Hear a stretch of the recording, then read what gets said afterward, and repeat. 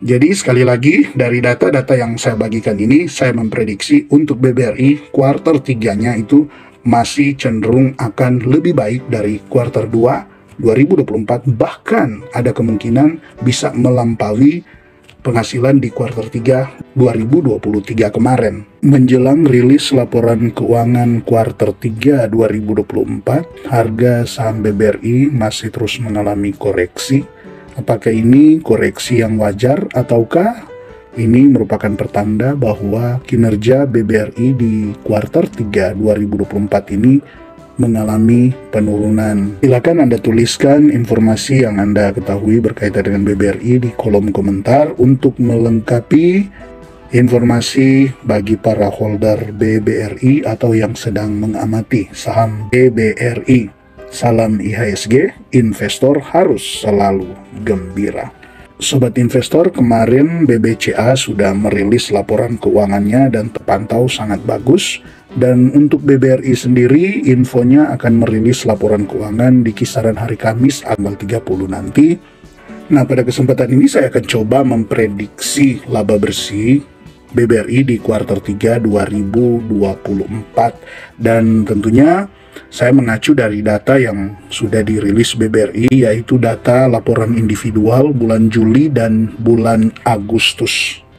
Nah, di sini saya coba membuat catatan sederhana dari data-data yang saya ambil, yaitu yang pertama, kalau kita melihat di kuartal 2 2024, BBRI laba bersihnya ada di 13,8 triliun, sedangkan di kuartal 3 2023, laba bersihnya ada di 14,5 triliun. Nah, melihat dari data yang ada di laporan individual BBRI, baik itu bulan Juli maupun Agustus kemarin, maka untuk laba bersihnya di bulan Juli BBRI ada di 3,4 triliun, dan ini memang turun ya, cukup jauh dia turunnya dibanding dengan bulan Juni 2024 kemarin. Namun memasuki di bulan Agustus, laba bersih BBRI kembali naik di 4,8 triliun untuk laporan individualnya.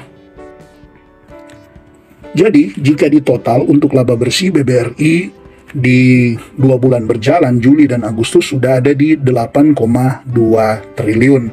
Sedangkan kalau kita lihat data tadi kan untuk kuartal 2-nya ada di 13,8 triliun, dan untuk kuartal 3 2023 ada di 14,5 triliun.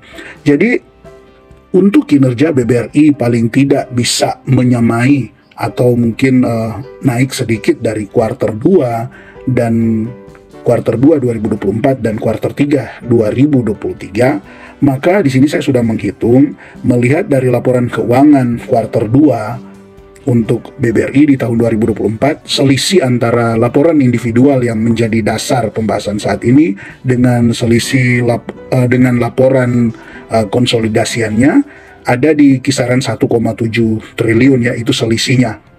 Nah, maka kalau di total dengan bulan Juli dan Agustus sudah ada di 8,2 triliun, kemudian kita tambahkan kurang lebih 1,7 triliun selisih ketika masuk nanti di kuartal 3 ada laporan konsolidasian, maka untuk sekarang ini laba bersih BBRI sudah ada di 9,9 triliun, belum masuk bulan September yang tentunya itu melengkapi laporan kuartal 3 2024. Jadi teman-teman, jika di bulan September 2024 nanti labanya bisa naik di kisaran lebih besar dari 3,9 triliun, maka untuk Q-on-Q-nya bisa lebih tinggi dari kuartal 2. Dan yang kedua, jika laba bersihnya naik lebih besar dari 4,7 triliun, maka secara year on year-nya dia juga akan lebih tinggi. Karena kalau kita sudah totalkan tadi, laba bersih BBRI sampai dengan bulan Agustus sudah ada di kisaran 9,9 triliun, maka ditambah dengan 4,7 triliun, dia bisa mencapai 14,6 triliun. Artinya ini naik sedikit dibandingkan dengan kuartal 3 2023. Nah, ini memang bukan tanpa alasan ya, karena di bulan Agustus kemarin kan laba bersihnya itu bisa mencapai 4,8 triliun.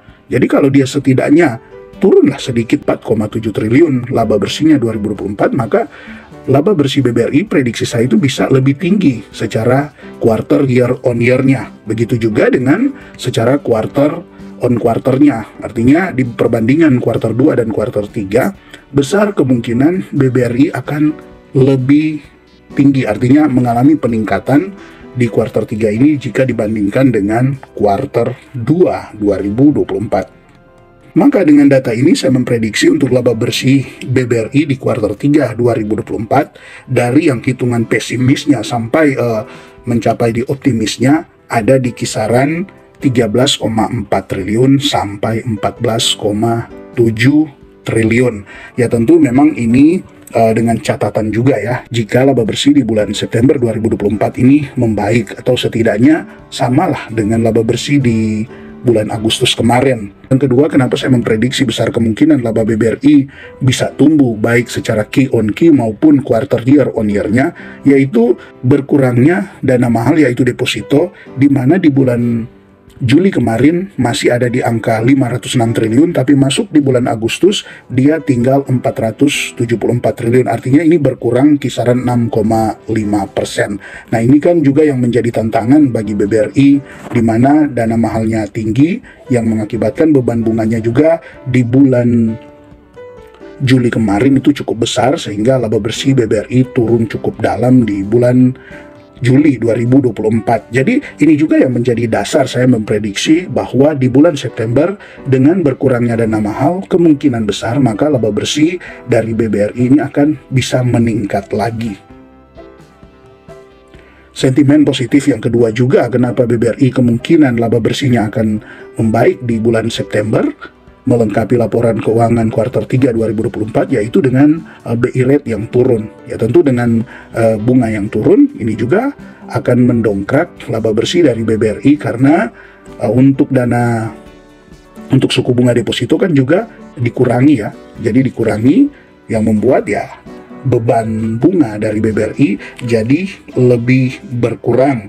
Nah, sementara untuk pinjaman yang disalurkan BBRI sendiri di bulan Juli dan Agustus itu tergolong stabil ya, tidak mengalami penurunan. Artinya kemungkinan untuk meraih penghasilan yang setidaknya sama dengan bulan Agustus 2024 itu masih sangat besar, karena secara penyaluran kreditnya itu tetap kurang lebih sama, tidak mengalami perubahan yang signifikan. Jadi sekali lagi dari data-data yang saya bagikan ini, saya memprediksi untuk BBRI kuartal 3-nya itu masih cenderung akan lebih baik dari kuartal 2 2024, bahkan ada kemungkinan bisa melampaui penghasilan di kuartal 3 2023 kemarin.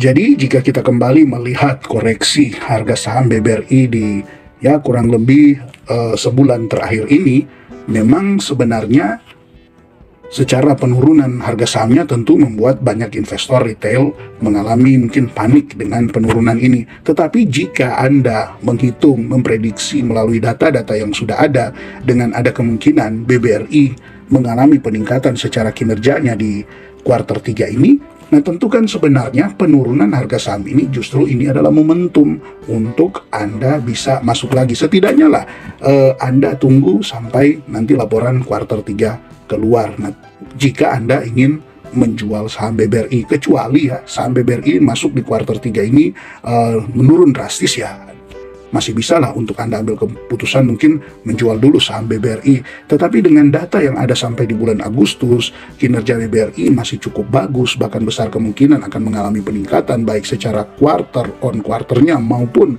quarter year on year-nya. Adalah suatu kesalahan besar kalau Anda mau menjual BBRI, karena secara kalau kita lihat juga dari EPS-nya, besar kemungkinan untuk BBRI bisa sama dengan tahun sebelumnya. Jadi kalau secara dividen ya kurang lebih sama dengan tahun sebelumnya, di mana ketika pembagian dividen di tahun sebelumnya kalau kita lihat kan itu harganya lumayan tinggi, ada di harga 6 ribuan. Nah sekarang dengan harga ada di 4.800, bukankah kalau kita lihat juga dari segi dividennya ini sangat menarik. Nah jadi memang ini bukan saran ya untuk Anda beli, jual, ataupun tahan saham ini, namun setidaknya ini menjadi informasi untuk Anda, apakah memang Anda masih tetap mau hold ataukah Anda memang mau menjual saham ini? Dan jika memang Anda pun mau membeli, ya semua sebaiknya didasarkan pada analisa yang benar sehingga Anda tidak panik kalaupun nanti ke depan ada kemungkinan BBRI ini masih akan koreksi. Oke, terima kasih untuk Anda yang terus mensupport channel ini. Tetap semangat berinvestasi dan salam IHSG, investor harus selalu gembira.